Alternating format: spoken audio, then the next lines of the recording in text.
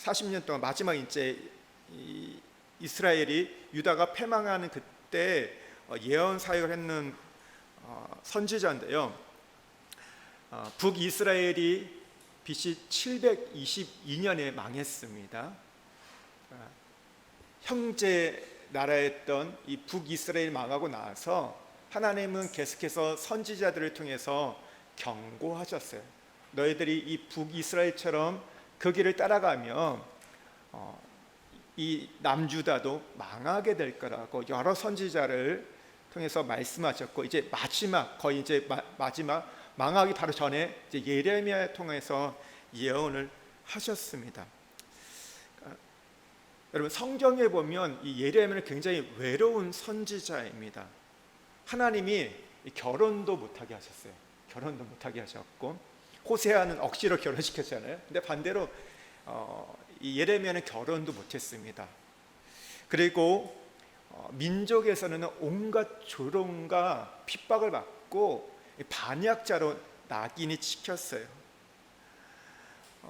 이 재판에 또 회부되어 가지고 또 우물에 갇혀지고, 오늘도 보면 시대 뜰에 갇혀져 있는 감옥살이를 하는 그런 신세가 됩니다.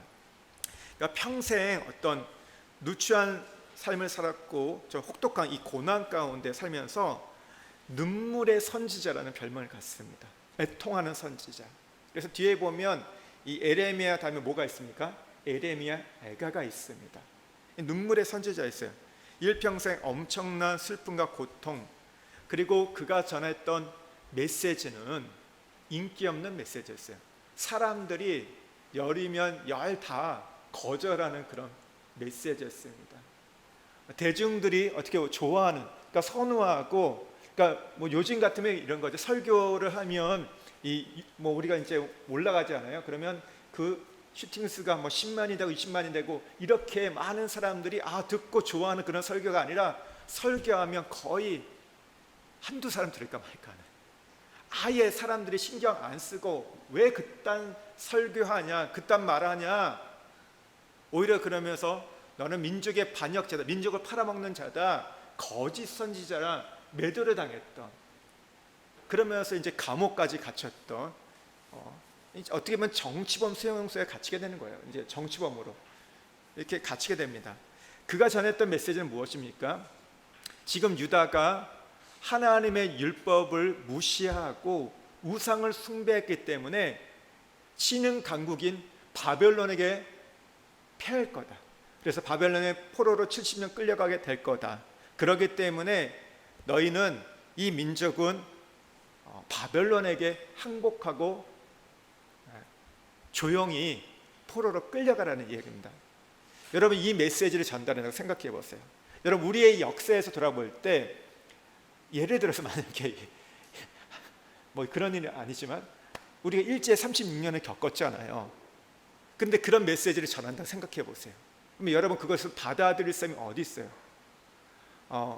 우리가 나라를 뺏겨도 독립투사가 돼서 저항하고 싸워서 나라를 다시 찾아야지, 무슨 말도 안 되는 바벨론 때 전쟁에서 지고 또 끌려가고 70년 동안 포로되냐, 그리고 나서 다시 돌아올 거냐, 말도 안 된다는 얘기죠. 근데 하나님께서는요, 예레미야에게 이 말씀을 주셨어요. 젊은 나이에 그를 콜링하셔가지고, 나는 어린 아이다, 나는 말을 잘 못합니다, 뭐 그게 뭐 어리고 젊기 때문에 그렇지만, 사실은 에레미야도 이 말씀을 전하는 게 별로 원하지 않는 거예요. 그런데요, 이 에레미야서 말씀하면 그는 골수에 사무친 하나님 말씀을 전한다고 얘기합니다. 불붙는 하나님 말씀 위에서 내가 전하지 않고는 견딜 수 없다고 말하고 있어요. 이 말씀이 좋은 말씀이 아니에요. 행복한 말씀이 아닙니다. 기쁘게 하는 말씀이 아니에요. 너무 고통스러운 말씀이에요. 너무 아픈 말씀이에요. 근데 그걸 전해요. 전하다가 이제 감옥에 갇히게 됐는데, 오늘 우리가 읽은 33장에 보면요, 그래서 에레미야가 시대 뜰에 갇혔을 때 오늘 두 번째 하나님의 말씀이 임했다면서 시작이 됩니다. 우리가 읽은 2절 3절 말씀을 다시 한번 또 읽어보겠습니다. 함께 읽겠습니다. 이를 행하시는 여호와, 그것을 만들며 성취하시는 여호와, 그의 이름을 여호와라 하느니가 이와 같이 이르시도다. 너는 내게 부르짖으라. 내가 내게 응답하겠고 내가 알지 못하는 크고 은밀한 일을 내게 보이리라. 이 말씀들 많은 분들이 또 암송하는 구절 중에 하나예요. 특별히 기도를 강조할 때 이 말씀을 붙잡고 기도하라고 하죠. 저도 예전에 기도원 같은 데 가면 거기 원장님이 이 말씀을 주시면서 기도하라고 얘기해요. 너는 내게 부르짖으라. 내가 응답하겠고 내가 알지 못한 크고 은밀한 일을 내게 보이리라. 여러분, 이 말씀만 딱 보면요 너무 좋아요. 내가 부르짖으면 하나님 응답해 주시고 내가 알지 못한 어떤 크고 은밀한 일들, 하나님 되게 좋은 것들을 나한테 이거 주시겠구나, 하나님 이렇게 이루시겠구나, 이런 것들을 기대하잖아요. 은밀한 일들, 그게 뭘까? 이런 기대를 하는데, 오늘 이 말씀을 이후에 보시면요 어떤 말씀입니까? 이 말씀은요 지금까지 에레미야가 전했던 말씀과 어쩌면 크게 다르잖아요. 어떤 말씀입니까? 내가 알지 못하고 크고 은밀한 일은 내게 보이는데요, 이런 거예요. 이스라엘 하나님 여호와께서 말씀하시니라. 무리가 이 성읍의 가옥과 유다 왕궁을 헐어서 갈대는 참호와 칼을 대항하여 싸우려 하였으나 내가 나의 노여움과 분함으로 그들을 죽이고 그들의 시체로 이 성을 채우게 하였나니 이는 그들의 모든 악행으로 말미암아 나의 얼굴을 가려 이 성을 돌아보지 아니하였습니다. 무슨 얘기입니까? 전쟁이 일어나는데 전쟁에서 패한다는 거예요. 그리고 이 예루살렘 성의 시체로 가득하게 된다는 거. 누구의 시체입니까? 적들의 시체가 아니라 오늘 유대 사람들의 시체로 가득하게 된다는 거. 왜 그런가 하면요, 그 이유가 너희가 싸우려고 했지만 내가 나의 노여움과 분함으로 내가 죽였다고 말하고 있습니다. 바벨론이 강국이어가지고 이긴 게 아니라 하나님이 이스라엘을 도와주지 않아서 분노와 하나님의 그 노여움 때문에 다 죽였다고 말씀하세요. 싸우지 말라고 했는데, 항복하라고 했는데 너희들 그 얘기까지 듣지 않고 싸우려고 하기 때문에 다 죽여버리겠다고 말하세요. 여러분, 부르짖는데 이게 응답이래요. 그러니까 크고 은밀한 일이에요. 조금 더 보겠습니다. 근데 뭐라고 이제 말하면 중요한 거는요 6절 후에요. 6절 후에 뭐라고 나옵니까? 그러나. 여러분, 성경에서 이 그러나라는 말이 얼마나 우리에게 소망이 되는지 모릅니다. 앞에서는 하나님이 심판과 저주인데요, 뒤에 보면 회복과 소망이 있습니다.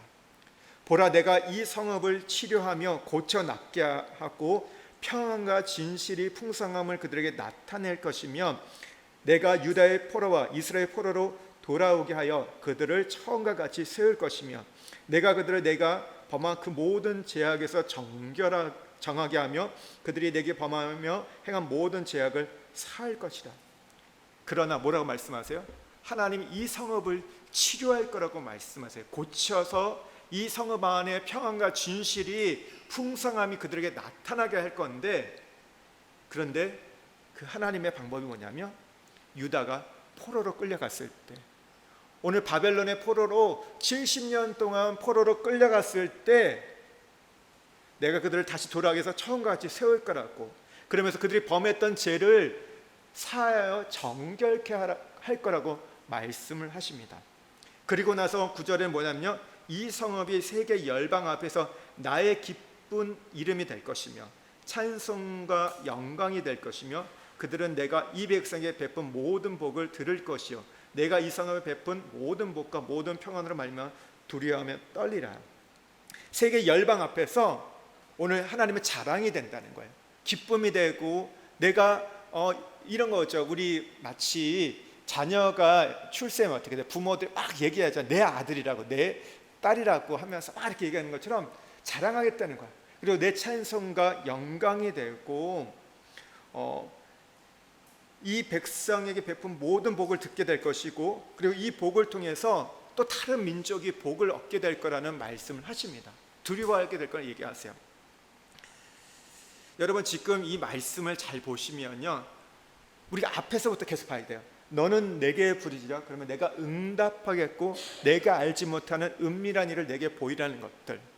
여러분, 우리가 지금 이 예레미야의 입장에서 생각해 보면요, 그가 지금 부르짖어 기도한다면 우리라면 어떤 기도를 할까요? 하나님, 나 이 감옥에서 나가게 해주세요. 하나님, 나 여기서 너무 고통스러운데 건져내 주세요. 나 좀 평안하게 살게 해주세요. 오늘 내가 당하는 문제가 이런 건데, 내가 감옥에 갇혀 있는데, 내가 경제의 감옥에 갇혀 있고 건강의 감옥에 갇혀 있고 관계의 감옥에 갇혀 있는데 거기서 하루빨리 나오게 해주세요. 우리는 그런 기도를 하고 그런 응답을 바랄 겁니다. 그렇지 않습니까? 당장 내 눈앞에 있는 거, 하나님, 내 자녀 지금 입시인데 하나님, 이 아이가 하나님 좋은 데 가게 해주세요. 하나님, 대학을 졸업했는데 직장을 구해야 하는데 정말 좋은 직장 갈 수 있도록, 갑질당하지 않고 정말 실력 인정받고 이렇게 갈 수 있는 직장 보내달라고 기도하지 않겠습니까?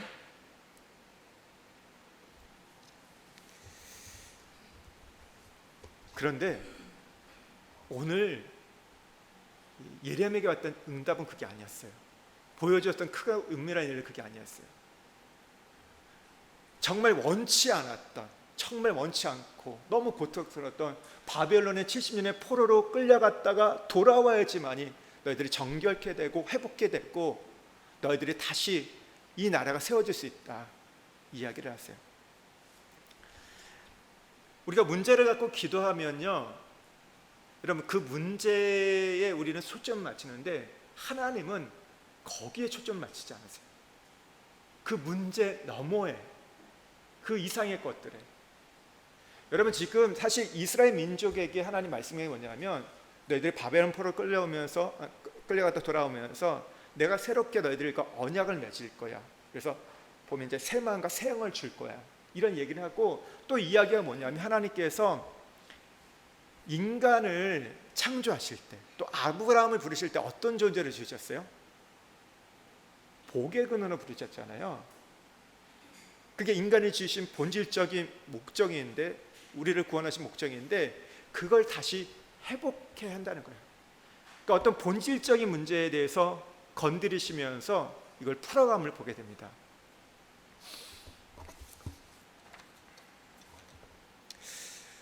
오늘 여기에 보면 우리가 부르짖어 기도하라고 얘기하잖아요. 오늘 부르짖는 기도에 대해서 좀 얘기를 하려고 하는데, 여러분, 우리가 하나님께 근본적으로 기도할 수 있는 이유는 하나님이 우리 아버지이시기 때문입니다. 우리가 아버지와 자녀의 관계로, 자녀의 건설을 갖고 기도를 하잖아요. 우리가 자녀인데, 여러분, 부모에게 뭔가를 이야기할 때 막 큰 소리 내면서 부르짖으면서 막 이야기하세요? 그때는 열받았을 때죠.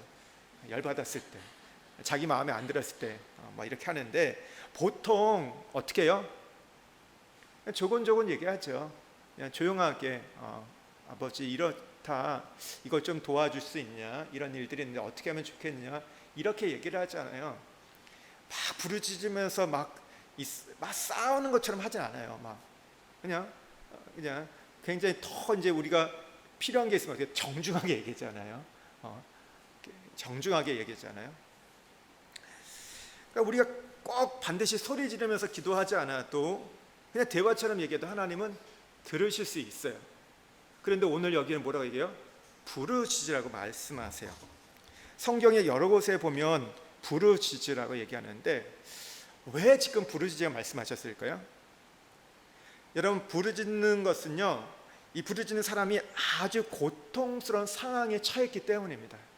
예레미야도 그렇잖아요. 그가 시대 뜰에 갇혀 있는 것도 고통스러운 상황이지만, 그거보다 이 민족이 지금 하나님의 뜻에 거역하고 반대로 가고 있기 때문에, 이제 바벨론 포로로 끌려가는데 그것을 계속해서 거부하고 있기 때문에 망하는 길로 가고 있기 때문에 하나님이 부르짖게 하셨던 거예요.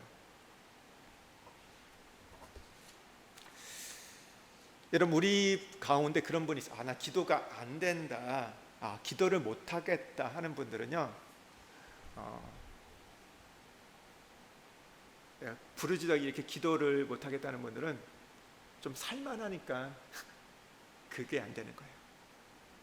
여러분, 진짜 힘들고 어려우면 어떻게 해요? 사람이요, 비명이 터져 나옵니다. 비명이 막 속 안에서 막 비명이 터져 나와요. 진음하고 끙끙거리면서 막 소리를 막 지르게 돼 있어요.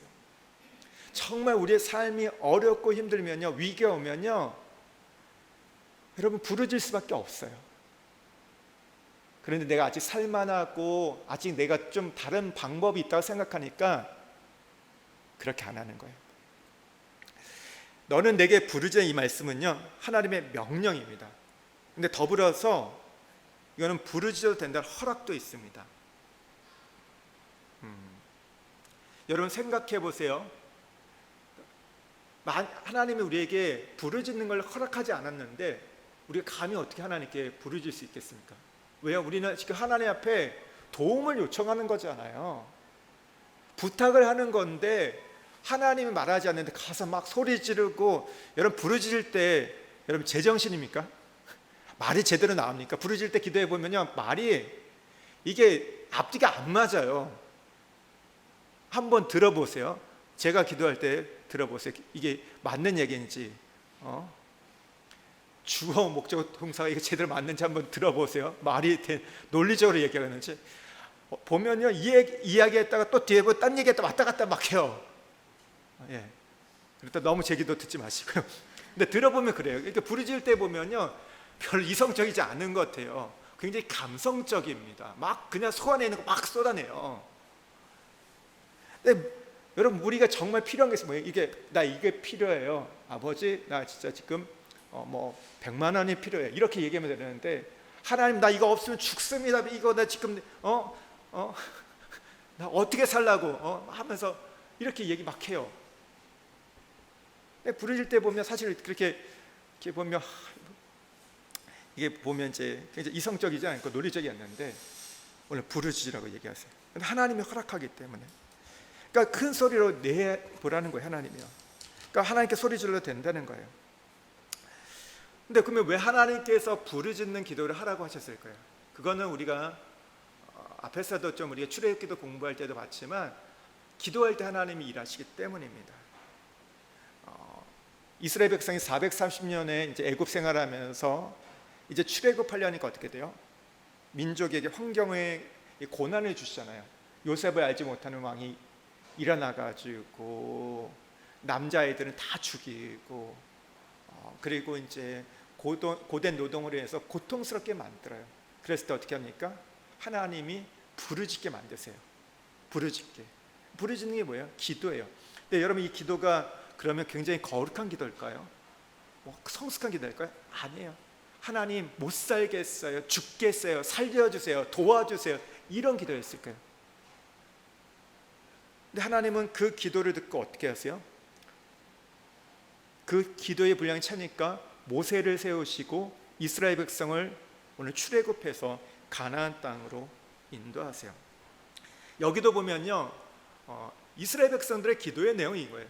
나 살려달라는 거예요. 이런 식의 고통, 요셉을 알지 못하는 왕이 세워져 가지고 우리를 고통스럽게 하는데 하나님 이 정부를 바꿔주든지, 그래서 우리가 친정책을 하는 친유대 정책을 하는 왕을 세워주든지, 아니면 하나님 우리를 여기서 좀 벗어나게 해달라는 그런 기도였을 겁니다. 그런데 하나님의 뜻은 뭐였죠? 430년 전에 아브라함과 맺은 언약, 창세기 15장에서 맺었던 그 언약을 이루기 위해서 내가 이 애굽을 떠나 약속의 땅 가나안 땅에 이르겠다는 하나님의 그 구원의 경륜을 이루기 위해서 하나님은 그 일들을 행하셨다는 거예요. 여러분 우리가 부르짖을 때요 이런 일들이 있습니다. 나는 A를 갖고 기도하는데 하나님은 B와 C를 말씀하세요. Z까지 가시는 거예요. 그러니까 전혀 우리가 생각하지 못하는 까지 가게 하시는 거죠. 이들은 꿈꾸지 않았어요. 가나안 땅에 갈 걸 꿈꾸지 않았습니다. 그걸 구하지 않았어요. 환경이 어려움이 있고 위기가 오니까 그냥 살려달라고 부르짖다 기도하다 보니까 이 부르짖는 기도가 거기까지 가게 했다는 거. 여러분 이거의 부르짖는 기도의 비밀입니다. 하나님 부르짖으라고 할 때. 또 하나 보면요 예레미야가 이제 70년 동안 바벨론 포로 생활을 할 거라고 예레미야에서 기록해 놨잖아요. 그것을 나중에 이 바벨론의 포로로 끌려갔던 다니엘이 총리가 되었을 때 보게 됩니다. 예레미야서를 보고 민족이 70년 동안 끌려가는 게 하나님 뜻이구나. 그래서 이제 막바지가 됐을 때 다니엘이 기도하잖아요. 근데 기도하는데 응답이 있나요, 없나요? 응답이 있었습니까, 없었습니까? 응답이 없었어요. 어떻게 해야 될지, 도대체 역사가 어떻게 진행할지 기도할 때 하나님 응답이 없었는데, 그 이유를 봤더니 계속해서 이 다니엘이 기도했더니 천사장 미가엘이 도와줘서 응답을 전하게 되는데, 그러니까 전해주기 전에 뭐냐면 이 페르시아예요. 페르시아, 오늘날 이란이죠. 거기에 지배하던 악한 영이 하나님의 응답의 천사를 맡고 있었다는 거예요. 그러니까 그 응답이 오지 못했다는 거예요. 그런데 하나님께서 그 기도를 통해서 길을 열어주시고 천사의 미갈이 와서 이제 하나님의 뜻을 펼쳐주게 됩니다. 그래서 이스라엘 백성이 70년 동안 이제 바벨론 포로에서 돌아오는 일들에 대해서 알게 하시죠. 이제 그것을 이뤄가시는데, 여러분 이 여기에도 보면요, 기도가 필요했다는 거예요. 기도가. 하늘에 악한 영과 천사들이 싸우는데도 이 땅에 하나님의 사람들의 기도가, 그 부르짖는 기도가 필요하다는 겁니다. 그러니까 하나님의 계획이 이루어지는 데는 반드시 이런 우리의 기도가 필수적입니다. 그래야 우리가 하나님이 하셨다는 것을 알게 됩니다. 보통 여러분, 우리가 그냥 기도하지 않고 어떤 일들이 잘 되었어요. 그러면요, 우리는 어떻게 생각해요? 내가 열심히 해가지고 노력해가지고 내가 잘해가지고 됐다는 생각이 은근히 들죠. 아, 내가 이렇게 해가지고 이렇게 한 거야. 내가 노하우가 있으니까 이 일들을 하니까 이 사업을 하니까 된 거야. 내가 그래도 많은 걸 알고 있으니까 내 자녀도 이 좋은 데 갈 수 있도록 이렇게 진로도 가이드할 수 있었던 거야. 우리가 보통 그렇게 생각하지 않습니까? 근데 보니까 너무 힘들어요. 너무 안 돼요. 근데 거기서 우리가 기도했는데 그것이 이루어집니다. 그럼 뭐라고 하죠? 우리가 하나님이 하셨다, 하나님이 도와주셨다 얘기했잖아요. 하나님이 부르짖게 하는 이유가 그거예요. 너가 한 게 아니라 내가 한 거야. 하나님이 하셨음을 고백하기 위해서 우리가 기도케 한다는 거죠. 여러분, 인간은 누구나 똑같습니다. 기도하지 않으면요, 자기 공로, 자기 열심, 자기 행위를 취하려고 해요.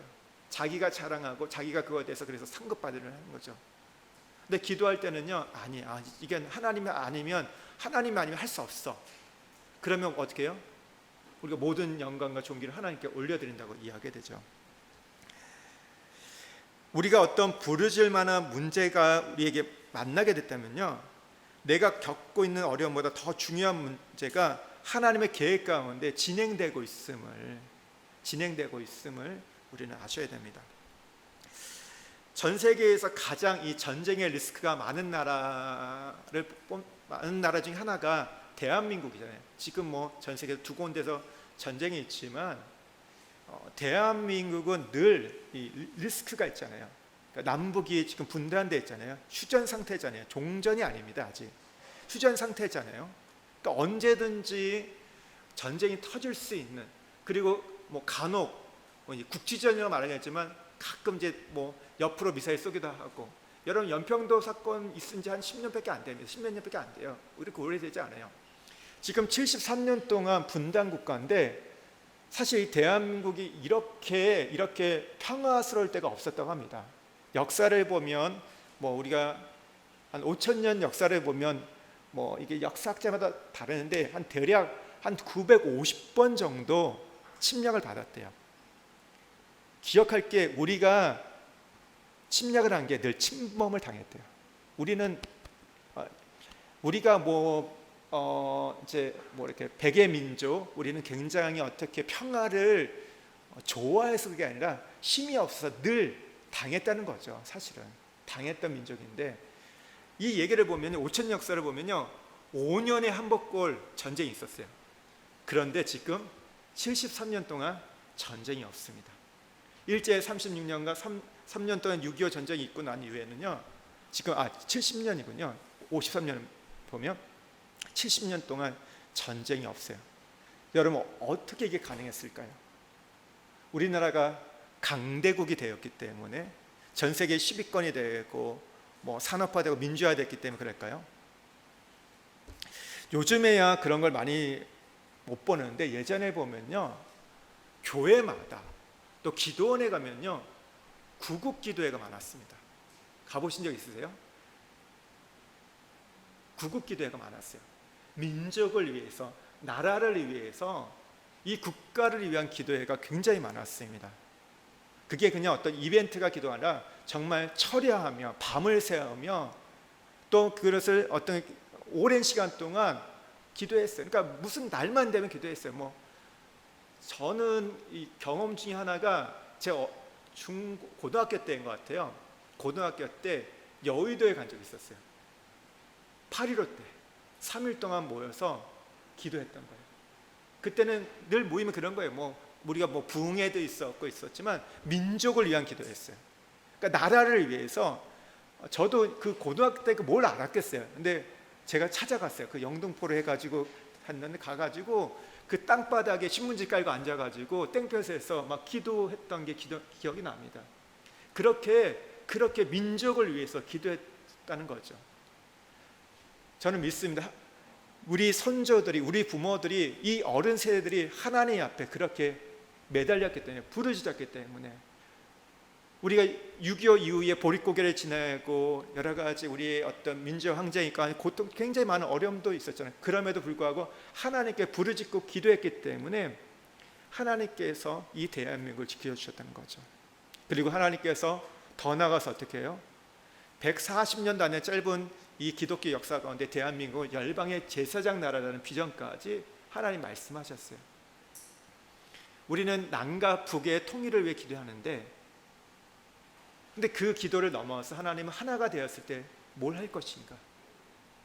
그것은 열방의 마지막 땅끝을 향해 이 민족이 쓰임받을 것까지 하나님은 대한민국에게 말씀해 주셨어요.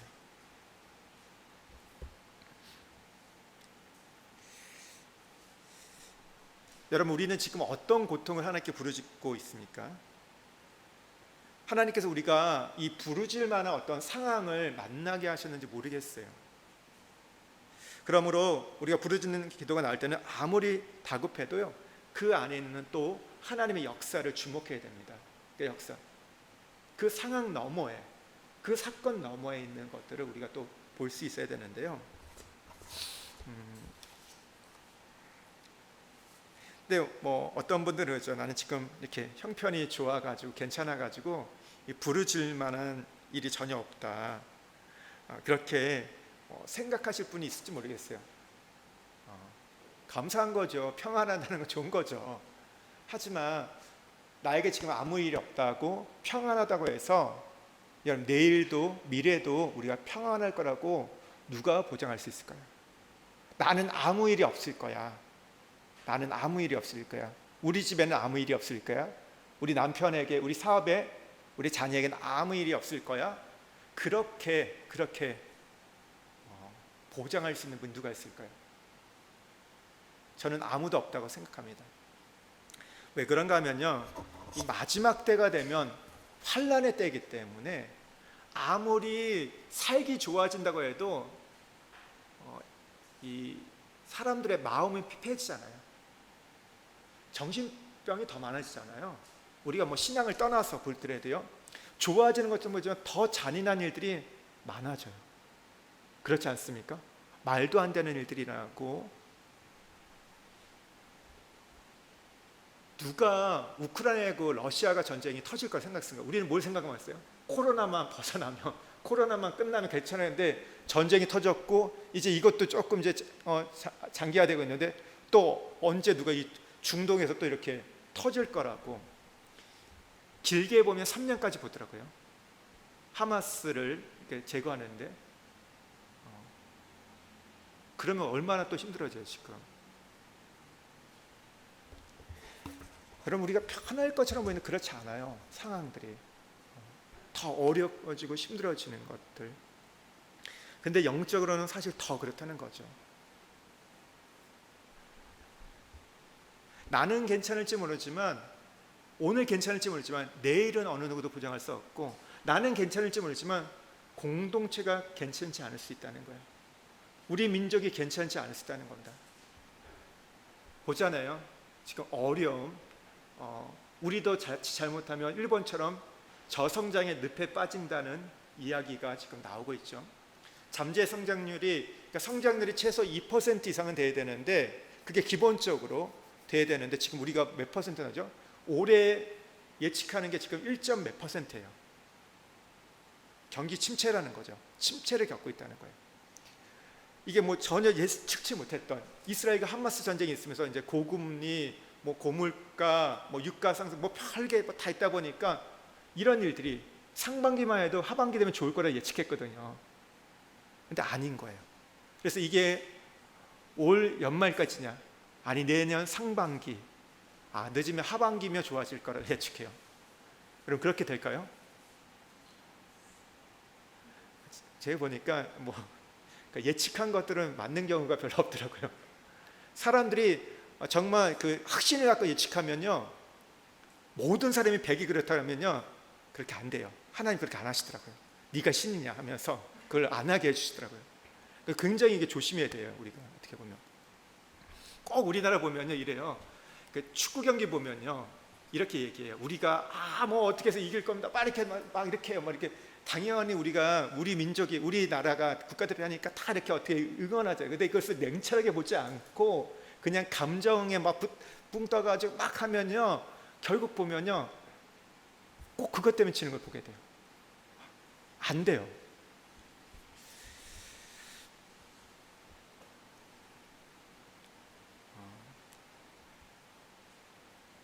여러분, 우리가 믿음의 눈을 떠서 하나님의 역사의 시각에서 우리가 본다면 우리가 지금 부르짖어 기도할 게 너무나 많습니다. 그리고 하나, 왜 또 우리가 부르짖어 기도하냐면요, 오늘 부르짖고 기도하지 않는 사람이 내일 부르짖고 기도한다는 게 쉽지 않다는 거예요. 내가 어떤 문제가 터지고 일이 생겨서 그때 가서 하겠다 하면 잘 안 돼요. 그렇지 않습니까? 우리 생각해 보세요. 운동에 내가 다 알고 계시죠? 저도 마찬가지인데 운동을 안 해요. 그런데 몸이, 여러분, 안 좋아지고 나서 운동하려면 운동이 제대로 됩니까? 안 되니까? 더 고생스럽죠. 더 힘들죠. 차라리 지금 했으면 그때 조금 하는데 수월할 건데 지금 안 하니까 나중에 가서 한다는 건 더 안 돼요. 그래서 지금 우리가 부르짖어 기도해야 됩니다. 교회 안에서 보면요, 이제 기도 때문에 갈등하는 게 있는데, 이 부르짖는 기도 때문에 갈등하는 분들이 있어요. 너무 큰 소리로 기도한다, 좀 조용조용 기도하면 안 되냐. 이게 갈등이 있어요. 우리 교회도 갈등이 있는 것 같고 다른 교회도 갈등이 있고, 순복음 같은 데 빼놓고는 거의 다 갈등이 있는 것 같아요. 그런데 저는 이 두 가지가 사실 다 필요하다고 생각이 드는데요. 왜냐하면 부르짖는 기도에는 힘이 있습니다. 그러나 이 큰 소리로 기도한다고 하는 것이 능사만은 아니에요. 사람들이 뭐냐면 기독교가 너무 시끄럽다고 막 비판을 해요. 일리가 있어요. 가톨릭 가면 어떻게 해요? 굉장히 조용해요. 그래, 뭔가 신비스러움이 있고 그 고요함 속에 뭔가 그런 거 있는 것 같은데, 교회는 뭐냐, 불길 같은 성신이 막 박수 치면서 찬양하고 막 하고 기도할 때도 막 주여 하면서 막 하는데 너무 시끄러운 거예요. 그러시죠? 네, 그러시죠? 좀 조용히 하면 안 되냐. 그래서 그 얘기도 어떻게 보면 맞는 얘기예요. 그러니까 어떻게 보면 처음 예수 믿는, 저는 이제 중학교 2학년 때 경험인데요. 제가 아직 예수를 만나지 않을 때, 중학교 1학년 때 교회를 가게 되고 2학년 때 저기 서산인가 어느 쪽에 수련회를 갔어요. 이 작은 교회 중고등부 한 4개인가 5개가 연합으로 수련회를 했는데 천막을 치고 이렇게 수련회를 했습니다.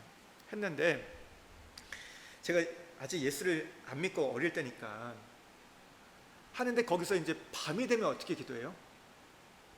수련회 하면요, 불을 꺼요. 불 끄고 막 기도하는데 진짜 막 소리내서, 뭐 아이들이 소리내지 않죠. 보통 어른들이, 선생님 막 소리내 기도하고 어디서 막 방언을 기도하는데 너무 무서운 거예요. 제가 어떻게 했을까요? 어두워서 나오진 못하고 잤습니다. 너무 무서워가지고. 너무 무서운 거예요. 또 이게 막 불 꺼놓고 생각해 보세요. 앞에만 살짝 불 켜놓고 천막 찾는데 뭐 그러니까 첫 목자는 어디 가도 나갈 데도 없는 거예요. 가봤자 사실은 길 가도 보이지 않는데 막 소리 지르고 있는 거예요. 한쪽에서 말도 안 되는 무슨 방언하고 있고 얼마나 무서운지. 제가 중학교 2학년 때 경험했던 거거든요. 진짜 이게 광신자 아니냐, 미친 뭐뭐 아니냐, 뭐 이런 생각이 막 드는 거예요. 잘못 걸린 거 아닌가. 근데 보면 그분들이 누구냐면 교회에서 멀쩡했던 선생님들이에요. 잘해주셨던 선생님들인데 갑자기 기도 마음이 180도로 돌변하는 거예요. 얼마나 무서운지. 여러분 그렇지 않으세요? 그렇게 상냥했던 분이, 조근조근했던 분이 갑자기 소리 지르고 막 기도했을 때 진짜 뭔가 이게 광신 집단에 내가 지금 끌려와서 잘못한 거 아니에요? 그러니까 참 이게 처음 이제 접하면 굉장히 낯설고 이질감이 느껴지고 그렇죠. 하고 그러는데 하지만 여러분 우리가 이 문제는 있어요. 그거에 대해서 이렇게 비판받을 부분도 있지만 더 사실은 큰 문제는 뭐냐면 영적 무감각에 빠져 있다면 그게 더 두렵고 더 무서운 일입니다. 내가 아픈데도 통증을 느끼지 못해요. 여러분 그게 좋은 걸까요? 뭐 그런 병도 있대. 아예 통증을 못 느끼는 병. 그런가요? 이게 당뇨가 있으면 이 발가락에 괴사가 있어도 통증을 못 느낀다고 하나요? 통증이 없으면 괜찮은 건가요? 난 안 아파. 난 지금 여기에 썩어 문들어가고 있는데 안 아파.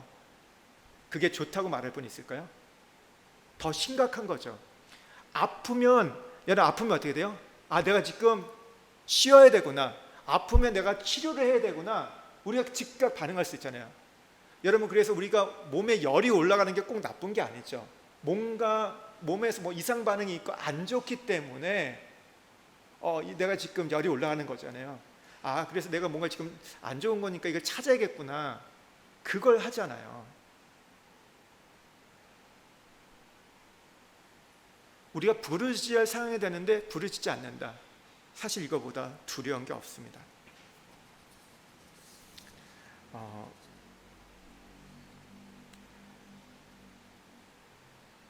여러분 우리가 급하고 슬픈 일을 당했는데 그때 보면요 오히려 영적으로 눌려가지고 기도를 못할 때가 많아요. 입이 안 열려요. 그런데 거기에서 그냥 조용히 기도한다면 더 안 됩니다. 그때는요 사실은 좀 소리를 내야 돼요. 사실은 소리를 내서 기도해야지만이 우리가 도움을 받을 수 있어요. 안 그러면 그냥 졸음이 또 밀려오고 더 힘들어지고. 그래서 내가 소리내어 기도하고 또 옆에서 같이 소리내어 기도할 때 오히려 그게 힘이 됩니다. 저는 교회 안에서 큰 소리로 기도하는 일이 격려받아야 한다고 생각합니다. 성향에 따라 다를 수 있지만 우리가 교회의 어떤 영적인 것을 볼 때, 영적인 어떤 흐름을 볼 때 여러분 소리내어 기도해야 됩니다.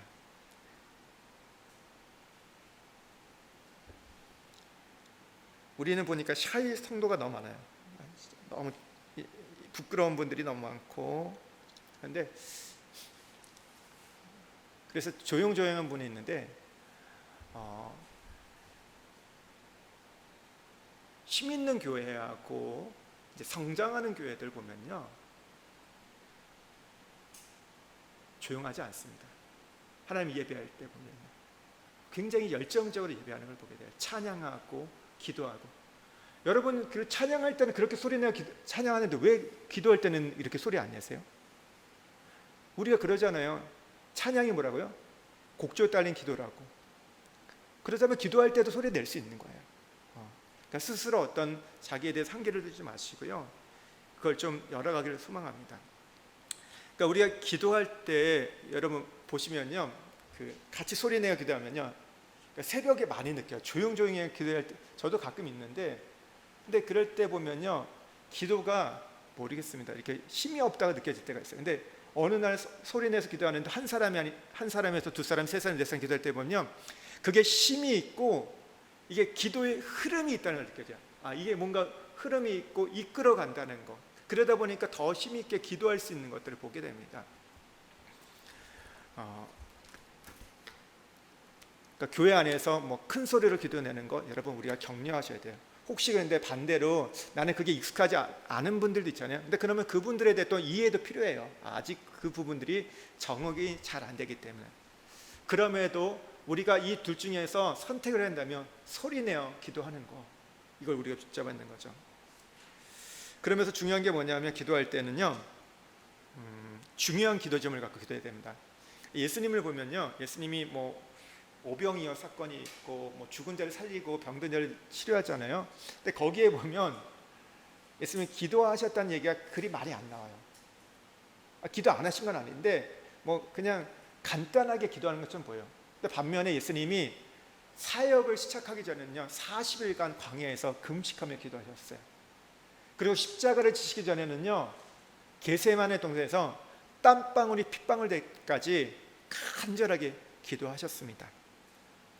근데 우리는 보통 어떻게 하죠? 반대로 기도하죠. 우리 먹고 사는 문제, 뭐 재정 문제 같은 게 있으면 어떻게 해요? 굉장히 하나님께 간절하게 기도하는데 우리의 어떤 사명들, 어떤 비전을 위해서는 그렇게 기도하지 않죠. 그런데 우리가 정말 하나님 주신 어떤 비전과 사명을 위해서 이렇게 기도해야 됩니다. 그러니까 성경은 우리가 뭐라고 말해요? 먼저 그의 나라와 그의 의를 구하라. 그러면 이 모든 것을 더하시라 했기 때문에 우리의 기도가 좀 방향성이 이제 바뀌어갈 필요는 있어요. 그러니까 저는 뭐 이것을 뭐 당장 뭐 내가 100을 뭐 내가 어떤 사명과 비전을 위해서 기도한다. 그건 아니에요. 그렇게 안 돼요.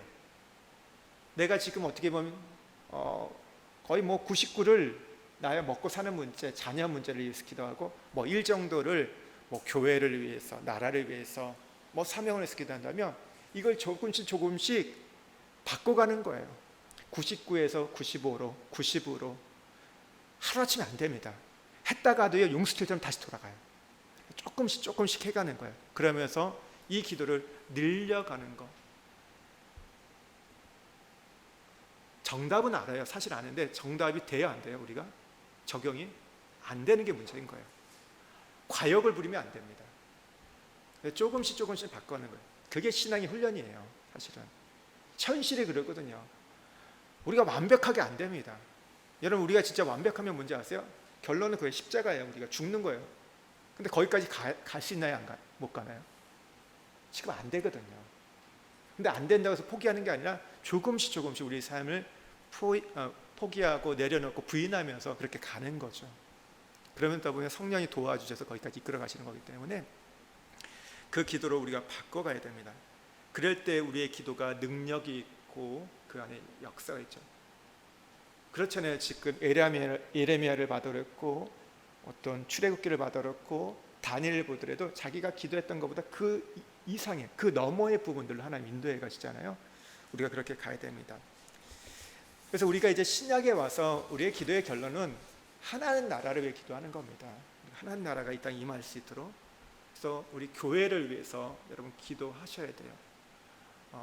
우리 교회를 위해서 기도하고 특별히 우리가 2024년 가운데 이제 2달 후면 또 이제 새해를 맞이하고 2024년 맞이하는데 교회의 일꾼들이 세워질 수 있도록 하나님께서 구별한 일꾼들이 세워질 수 있도록 또 우리 교회가 건강하게 세워져 갈 수 있도록 여러분 기도해 주십시오.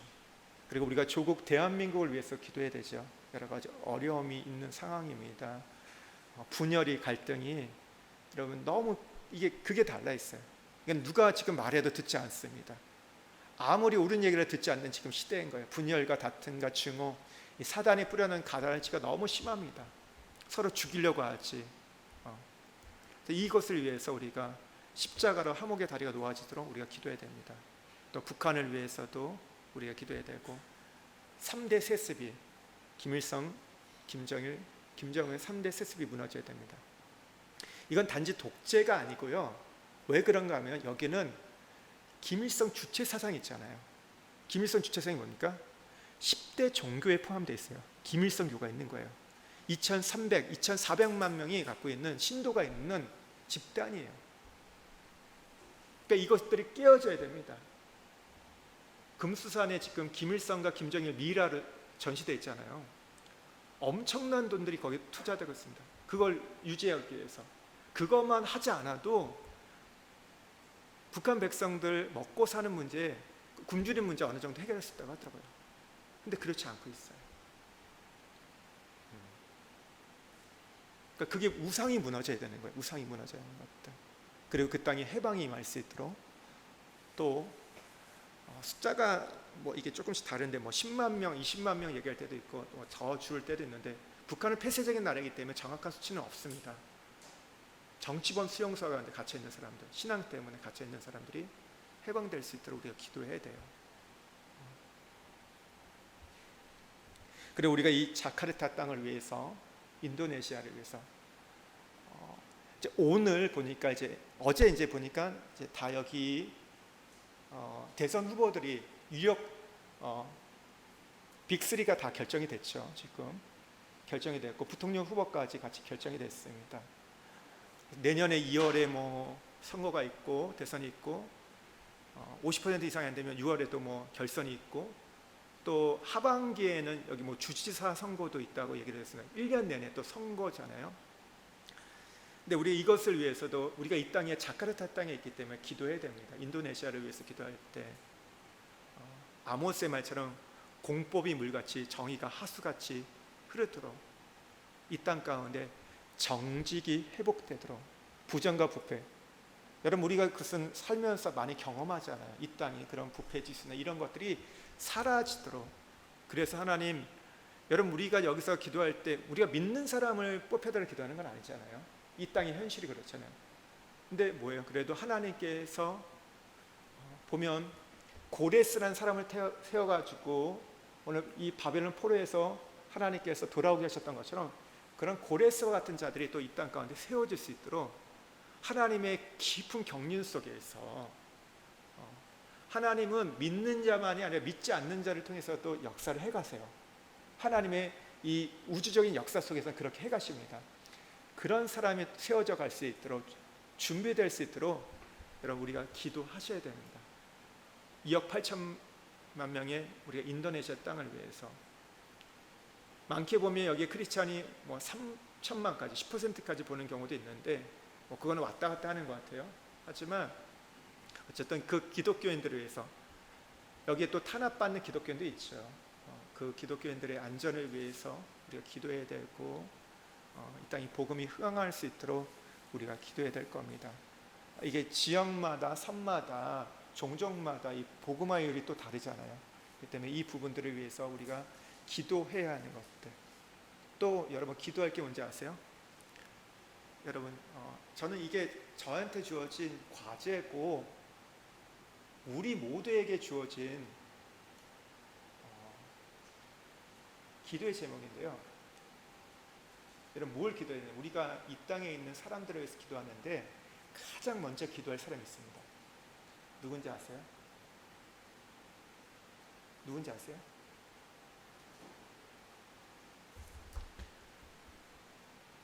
우리 교회에 있는 직원들이에요. 여러분 그게 퍼스트입니다. 우리에게 하나님 가장 먼저 주신 사람들이에요.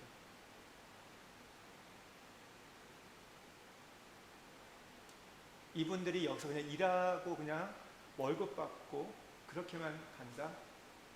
그러면 우리는 하나님의 의도를 다 깨닫지 못한 겁니다.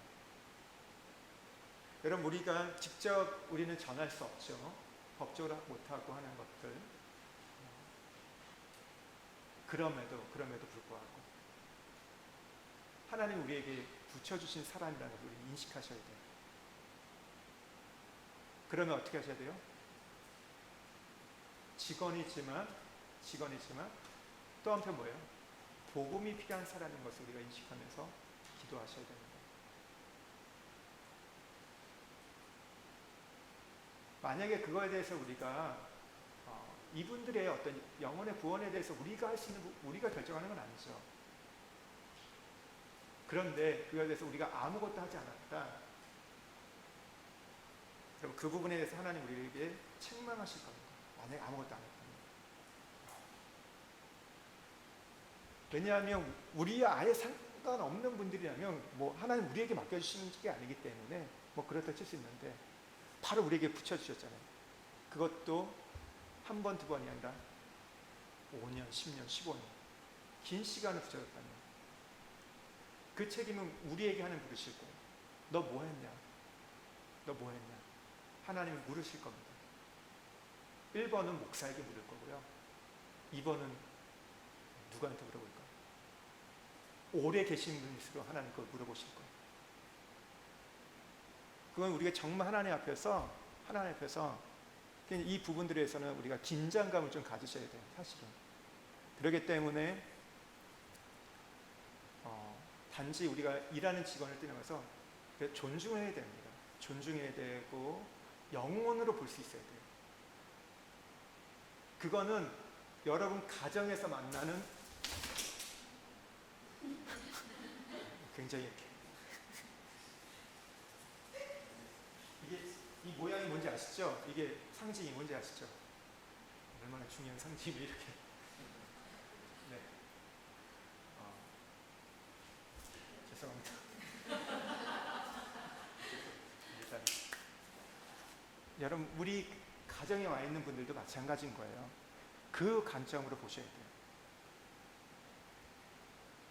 또 우리가 회사에서 직장에서 만나는 분들도 그런 관점으로, 그 사람들이 오늘 예수를 믿냐 안 믿냐 그건 나중 문제예요. 구원의 문제 하나님의 손에 달려있잖아요. 그러나 하나님 우리에게 뭐라고요? 그 일들을 우리에게 맡기셨어요. 가서 전하라는 거, 기도하라는 거 우리에게 맡기셨잖아요. 그럼 우리가 그들을 어떻게 섬기고 사랑하고 하는 거는 우리의 몫인 거예요. 그거에 대해서 하나님 물으실 겁니다. 너 몇 명 구원했어? 그걸 물어보시는 게 아니라 너 어떻게 대했니? 어떤 마음을 갖고 대했고 어떻게 기도했니? 이건 물어보실 거예요. 여러분 이 부분에 대해서 우리가 책망받지 않아야 될 겁니다. 어쩌면 이것 때문에 우리의 삶이 제한을 받을 수도 있어요. 어떻게 보면 우리는 대가 큰 것처럼 생각하지만 아니에요. 우리 주변에 내 삶 속에 제가 말씀드려요. 하나님 환경을 통해서 우리를 인도하신다고? 그럼 우리의 주변을 가장 먼저 보는 거예요. 그러니까 이 부분들 여러분, 그렇다면 우리의 기도할 제목들이 조금 더 이제 많아지겠죠.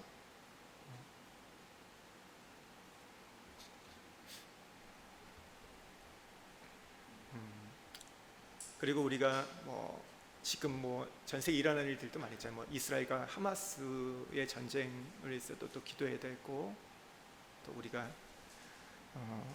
제일 중요한 기도 제목은 그거죠. 주님의 재림입니다. 마지막 주님 오실 것들을 위해서 우리가 기도하는 것들, 교회가 거룩한 신부가 되어서 신랑 되실 그리스도가 오실 것들을 맞이할 수 있도록 기도하는 것들이 우리에게 필요합니다.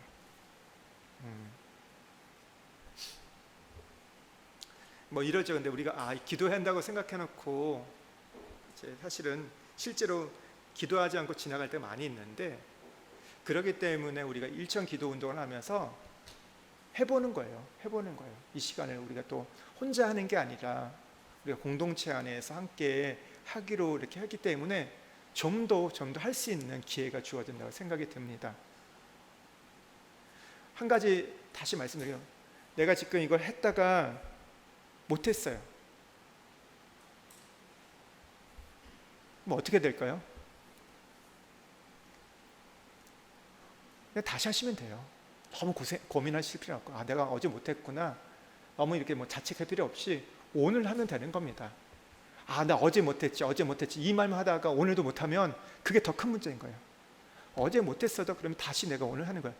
내가 지금 이 1시간 기도하는 그 자체가 목적이 아니죠.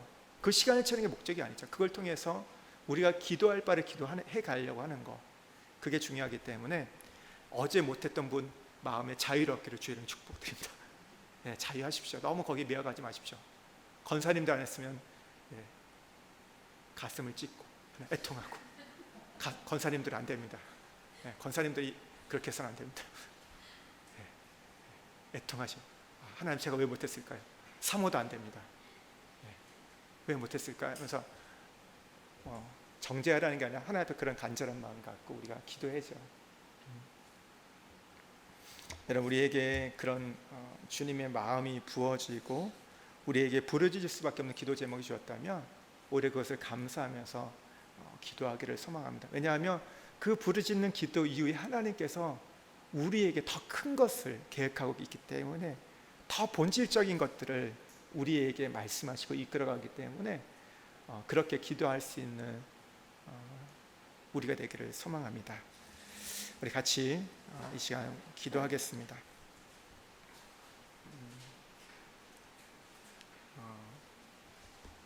이 시간 우리가 기도할 때 하나님, 우리 가운데 기도의 영을 부어달라고, 은총과 간구의 영을 부어달라고 기도하기를 원합니다.